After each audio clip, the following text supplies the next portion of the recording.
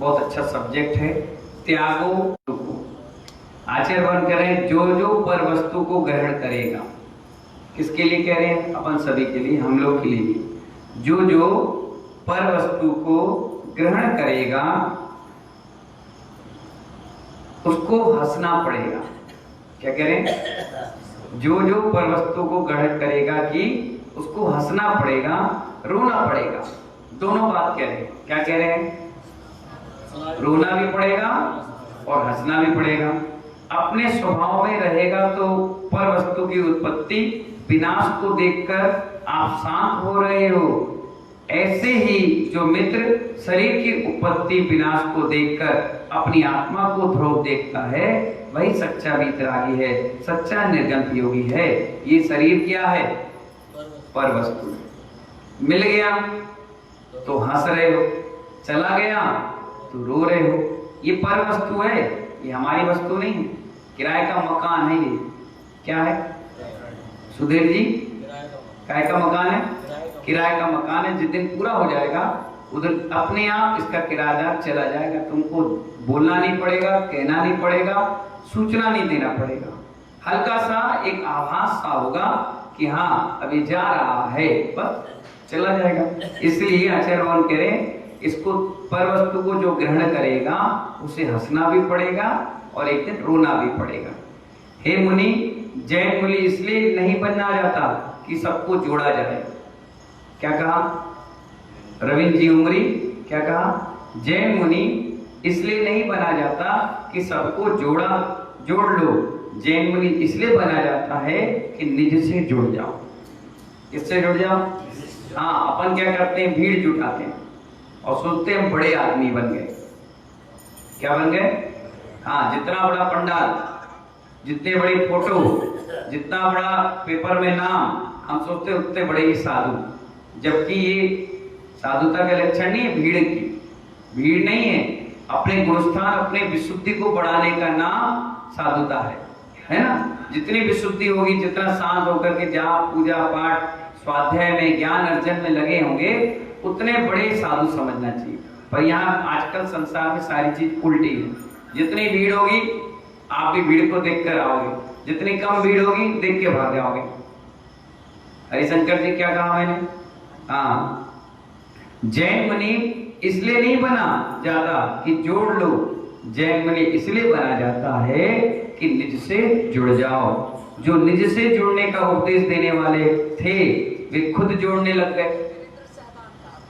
जब दीक्षा हुई तो आपने क्या सोचा था कि बस मुझे कल्याण करना है, मुझे किसी से कुछ नहीं करना है, ये ताम झाम दुनिया भर की बातें आती थी। लेकिन जैसे ही आप साधु बने तो अब क्या करने लग गए? जोड़ने लगे। अरे आओ तो मेरा चेला, अरे तो मेरा बिल्कुल घनिष्ठ, अरे तो बिल्कुल खास। पर ये नहीं मालूम ये खास कब खाज बन जाए। खाज जानते हो? एक होती है खुजली और एक खुजली की भी माँ होती है, उसे कहते हैं खाज। खुजली तो 1-2 दिन में, आधे घंटे में, 10 मिनट में ठीक हो जाती है। खाज जब तक सांस रहती तब तक साथ में रहती है। खुजाते रहो, थोड़ी थोड़ी मजा भी आता है। खुजाए, अच्छा लगा, थोड़ी देर बाद जख्म बन गया, पपड़ियां जम गई, फिर सूख गई, फिर खुजली लगी, फिर खुजा ली। तो ऐसे लोगों को क्या बोलते? खाज। खास नहीं बोलते, लोग सोचते हैं बड़े खास हैं। आप देखना जब भी फंक्शन, कार्यक्रम कोई भी होगा, लोग मंच पे स्पेशल आएंगे कान में बोलने के लिए। क्या के लिए आएंगे? संजय भैया, कान में बोलने के लिए, कि लोगों को लगे कि मैं बड़ा खास हूं। फोटो खिंचाने के नाम से आएंगे, वैसे मंच पे आएंगे, घूमेंगे वहां अगल बगल, जबकि महाराज को कोई मतलब नहीं उनसे, लेकिन वो पब्लिक को ये दिखाना चाहता है मैं खास हूं। खास नहीं है, वो सबसे बड़ा खाज है। क्या है? हाँ, देखो पता चला दरवाजा बंद है तो 10-20 लोग को दिखाने के लिए, देखो मैं आवाज दूंगा तो खुल जाएगा। अरे महाराज जी, महाराज ने खोल दिया। ठीक है, अपन खास। वो खास नहीं है, वो क्या है? महाकाल। क्या है वो? खास है। सबसे बड़ी खुजली, कान में कुड़कुड़ करेंगे, मंच में कुड़कुड़ करेंगे, जहां देखो कमंडल पकड़ के कहीं पीछे से इधर कहीं उधर, सबसे आगे बैठ। आचार्य बोले नहीं, तुम खाज हो, सबसे ज्यादा खुजली, दूर रहो इससे। तो मालूम, और सबसे बड़े क्या? बुराई वाले। ऐसे लोग साधु के नजदीक बैठेंगे, उठेंगे, हर क्रिया को देखेंगे, समझेंगे सब कुछ, और ऐसे लगेंगे जैसे इनके अलावा कोई भक्त है ही नहीं। कब तक? जब तक तुम उनके बॉर्डर पे बैठो। जिस दिन बॉर्डर से निकल जाओगे ना, वो खास पे खास बन गई, अब मतलब ही नहीं उनको। उनकी फोटो खींच गई, नाम छप गया, काम खत्म हो गया, उन्हें कोई मतलब नहीं। अब क्या है कि जब तक रहेंगे ऐसे बैठेंगे कि इनके जैसा कोई गुरु भक्त तो आज तक कभी पैदा हुआ ही नहीं। यही है पूरे जो कुछ है, यही है महाराज। उन्हीं का सम्मान करेंगे, उन्हीं का नाम ले, बस, बाकी किसी से कोई मतलब नहीं रखेंगे। अब ना उनको त्याग करना है, ना उनको व्रत लेना है, ना नियम लेना, और जो ले रहे हैं उनको और उंगली करेंगे, परेशान करेंगे। और पूरी चीज देखने के बाद अब क्या होगा, जब महाराज यहाँ से चले जाएंगे तो लोग कहेंगे अरे भाई गए नहीं, अरे ऐसे ही है सब, हमें मालूम है, हम तो 24 घंटे रहते हैं, तुम्हें क्या मालूम। अब ऐसा व्यक्ति क्या है, अब उसको खाज मुंह में हो गई।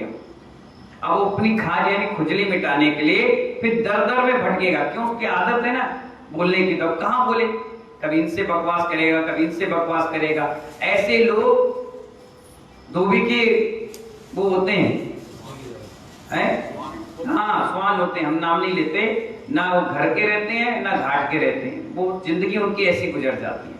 और ऐसे लोग कभी तरक्की भी नहीं करते। अपन को लगता होगा कि ये तो महाराज कितने खास है, रोज आहार दे रहे हैं, रोज पूजा पाठ में लगे, सेवा में लगे, और अंत में क्या करेंगे, वो ऐसे अपने पुण्य में छेद करेंगे कि एक शब्द उन्होंने कह दिया ऐसे ही, बस उसी में खत्म हो गया। आप देखना, आप सोचते होंगे ये तो यार इतना जुड़ा हुआ है और रोज 24 घंटे सेवा कर रहा है, ये तरक्की क्यों नहीं कर रहा? तरक्की उसमें है कि वो बुराइयां ढूंढता है, अच्छा ही नहीं लेता हमेशा। तो इसीलिए जो निज को जुड़ने का उपदेश दे रहे थे वो खुद जुड़ने में लग गए। तुम निज में कहां जुड़ा रहे हो, तन से जुड़ा रहे हो। आचार्य भगवान कह रहे तुम निज से नहीं जुड़ा रहे, तुम किससे जुड़ा रहे हो? इस शरीर से, कि मेरा भक्त है मेरे पास आना और कोई नहीं जाएगा। तुझे कसम है, हमने मंडल बनाया तो ये मंडल हमारा हो गया, हमने संस्था बनाई तो ये संस्था हमारी हो गई। आजकल तो साधु के नाम से भी संस्था बनने लग गई। तो क्या जो साधु जिससे जुड़ गया, अब वो जुड़ ही गया, जुड़ गया तो जुड़ गया। जबकि आचार्य कह रहे हैं निज से जुड़ना था तो कहां पब्लिक के शरीर से जुड़ करके बैठ गया, चेहरे से जुड़कर बैठ गया? नहीं, श्रवण परंपरा इसकी नहीं है। श्रवण परंपरा तो विचार से आचार की परंपरा है। किसकी परंपरा है? विचार से आचार की परंपरा है। जब से लोग प्रचार को धर्म मानने लगे, कितनी बड़ी बात बोले, प्रचार को धर्म मानने लग गए, तब से आचार और विचार नष्ट हो रहे हैं। क्या मान लिया लगा आपने? प्रचार को ही धर्म मानने लगे। मैंने बताया ना, जितना बड़ा होर्डिंग, जितना बड़ा तामझाम, जितना बड़ा फोटो, अगर मैं आया डबरा और तुम 1000 बड़े बड़े होर्डिंग लगा दो तो तुम लोग तुम ही से पूछेंगे कि बताओ भाई ये महाराज जी कौन है भाई, क्योंकि बड़ा प्रचार है। नाम देखा, फोटो देखी और तुरंत आपने क्या किया, अटैक्शन यानी जुड़ाव बना लिया। जबकि उनको बोलना नहीं आता होगा, उनको कहना नहीं आता होगा, उनका आचरण भी जीरो होगा, लेकिन पोस्टर देखकर आपने क्या कहा, अरे बहुत बढ़िया, बहुत बड़े नामी गिरानी है, चलो चलो चलो चलो चलो चलो, ये करने लगे। तो आचार्य भगवान यही बात बता रहे हैं कि लोगों ने जब से प्रचार को धर्म में लग गए, क्या लग गए, लोग प्रचार को धर्म में मानने लगे, तब से आचार और विचार दोनों नष्ट हो गए। विश्वास मानिए, प्रचार में जिनका विश्वास आ चुका है वो आचार और विचार को हीन मानने लगे। क्या मानने लगे? अब वो साधु स्वाध्याय करे ना करे आपके लिए बड़े हैं, वो जाप करे या ना करे अब आपके लिए बड़े हैं। वो जितनी गलतियां करेंगे सब ढक जाएगी, क्योंकि उनका प्रचार ब्रांड उनका बहुत बढ़िया है। क्या है? उनका दिखावटपना जो है, तामझाम, वो बहुत नंबर 1 का। इसलिए सारी चीज गौण कर दी लोगों ने, जितना भी आचरण था वो सुन कर दिया। अब सब जितनी गलतियां हैं वो सब अच्छी हैं। जब तक प्रचार के भाव नहीं थे तब तक तुम्हारा आचार और विचार दोनों अच्छा था। क्या था? हाँ, एक दिन एक विधान हो रहा था और विधान का पोस्टर बना। क्या बना? जोर से बोलो। पोस्टर बना। अब वो साधु की फोटो उसमें नहीं रही, उन्हें नाम डाल दिया। क्या डाल दिया? उपाध्याय वैचन सागर जी सत्संग डाल दिया। साधु विधान में नहीं गए। बताओ, बोले हम नहीं जाएंगे, तबियत खराब है। सबने कहा तबियत खराब है, अच्छे वाले बैठे, बोले नहीं हम नहीं जाएंगे। बाद में 4 दिन विधान के निकल गए, उसके बाद समाज गई, फिर बोली महाराज जी चलो क्या दिक्कत है, बोले नहीं हम नहीं जाएंगे। फिर उनका ब्रह्मचारी पकड़ा गया, क्यों भाई महाराज क्यों नहीं जाए, अरे तुमने महाराज की फोटो ही नहीं लगे, महाराज क्यों नहीं जाएंगे, नहीं जाएंगे। अबे इतना बड़ा सिद्धों की आराधना हो रही है, धर्म का उपदेश के लिए आपको बुलाया जा रहा है, इतना प्रचार आप पोस्टर से करोगे, अगर 100 में से 1 व्यक्ति भी सुधर गया तो आपका प्रवचन देना सार्थक हो जाएगा, विधान करना सार्थक होगा। कहां फोटो में लगे तुम, कहां फोटो के चक्कर में लगे, और साधु बने क्या फोटो के लिए बने, नहीं, ये फालतू काम अपने श्रवण परंपरा में नहीं है।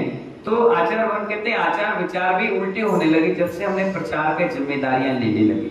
हे मुमुक्षु क्या कह रहे हैं, आपने भक्ति पूर्वक निर्मल भजन गाया तो आनंद आएगा।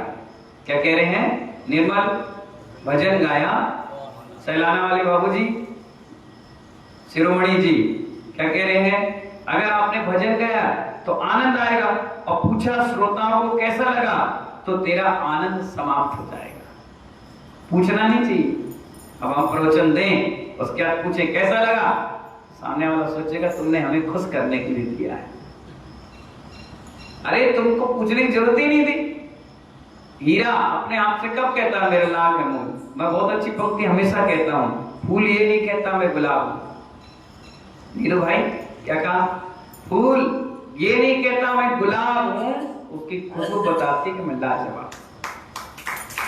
सुधीर जी क्या कहा, फूल कभी नहीं कहता मैं गुलाब, उसकी खुशबू बताती है मैं लाजवाब। इसलिए आचार्य भगवान कहते हैं तुमने भजन गाया लोगों को खुश करने के लिए, आनंद के लिए, तो भजन का रस आनंद रस नहीं रहेगा, नीरस हो जाएगा।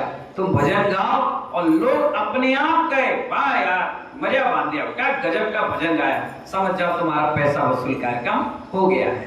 तो जहां परमात्मा की भक्ति भी स्वरूप ढलना प्रारंभ हो जाती है, वहां आनंद समाप्त हो जाता है। प्रथम गीत गाया तो भगवान को देखकर गाया था, पहला गीत गाया था तो भगवान को देखकर गाया था, दूसरा गीत गाया तो भक्तों को देखकर गाया। आप देखना जितने भी संगीतकार होंगे पहले नमोकार मन से स्टार्ट करेंगे, क्या करेंगे, और भगवान से बड़ी विनती करेंगे, ए भगवान बढ़िया सा मेरा शो हो जाए, मेरा बढ़िया भजन संध्या हो जाए, बहुत बढ़िया हो जाए। और जैसे भगवान का भजन हो गया उसके बाद वो आता है पब्लिक को खुश करने। अब 500 का नोट, 1000 का नोट, 2000, 100, 50, 10, 20 के लालच में अब वो सब भगवान को भूल जाता है। अब एक भी भजन में भगवान का नाम नहीं लेगा। ऐसी दुकानदार है, दुकानदार पहला सब लिखेगा ओम, लक्ष्मी जी सदा सहायक करे, विष्णु जी की कृपा बरसे, महावीर स्वामी हमेशा धन धान की वृद्धि बनाए, और उसके बाद फिर सारा काला चिट्ठा लिखेगा। उसके बाद जब तक पेज खत्म नहीं हो जाए, स्याही खत्म ना हो जाए, फिर दोबारा भगवान का नाम नहीं लेता। लेता हो तो बताओ, आप भजन में देख लो, एक बार भी वो भगवान का नाम ही नहीं लेगा। पहला लेगा उसके बाद 0 बटे सन्नाटा, वो खुद भगवान बन गया। पब्लिक में से खुश हो रही, भगवान से थोड़ी ना खुश हो रही। तो महानुभाव भगवान को देखकर गाया तो उसमें आनंद था, भक्तों को देखकर आया तो उसमें मान कसाए। क्या थी वो, बहुत पक्के की बात बता रहे हैं। ऐसा नहीं होता क्या, ऐसा ही होता है। भक्ति के सुर अलग अलग निकलते हैं और मान के सुर अलग निकलते हैं। इसी को तो गेर बनाइए, इसी को क्या बनाइए, ये बनाइए। आचार्य कह रहे हैं इसीलिए आप जब भी प्रवचन करें, जब भी आप भजन गाएं, बीच बीच में भगवान का स्मरण जरूर करें। इसमें आपका मान कसाय भी नहीं आएगा और आपको पर वस्तु त्यागने का भी पुण्य मिलेगा। अगर पर वस्तु को त्यागोगे नहीं मान कसाय को, तो भगवान नहीं बनने वाले। भगवान बनने के लिए सबसे इंपॉर्टेंट है कि निज से जुड़ो, निज से जुड़ो, इस शरीर से मत जुड़ो। जिसने शरीर से जुड़ा वो भी यहीं रह जाएगा। वही वाला किस्सा होगा कि गुरु और चेला, जैसे ही गुरु वैसे ही चेला, नरक में गए हो गए ठेलम ठेला। ऐसे काम तुम्हारे साथ हो जाएगा अगर तुमने निज से जुड़ने की जगह शरीर से जुड़कर रह गए। इसलिए निज से जुड़ो और निज आत्मा का कल्याण करो। इन्हीं मंगल भावना के साथ जय बोलिए आदिनाथ भगवान की।